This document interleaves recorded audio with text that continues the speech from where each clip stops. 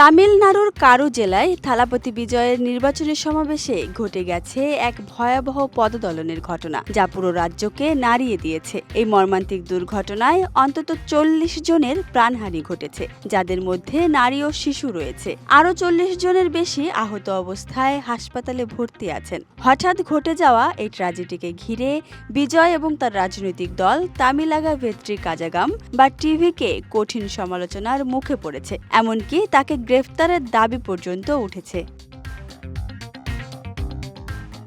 শনিবার বিকেলে কারুরের সমাবেশস্থলে উপস্থিত ছিলেন অন্তত ৩০,০০০ মানুষ।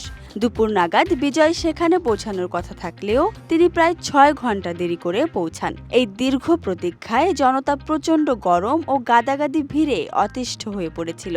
অনেকেই অজ্ঞান হয়ে পড়তে শুরু করে।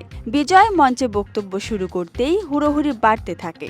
পরিস্থিতি বুঝে তিনি বক্তব্য থামিয়ে দেন এবং তার বিশেষভাবে তৈরি করা প্রচার বাস থেকে ভিড়ের দিকে পানি ছুড়ে দেন। কিন্তু ততক্ষণে অনেকে তার কাছে যাওয়ার চেষ্টা করতে গিয়ে পড়ে যান, আর সেখান থেকেই শুরু হয় প্রাণঘাতী পদদলন।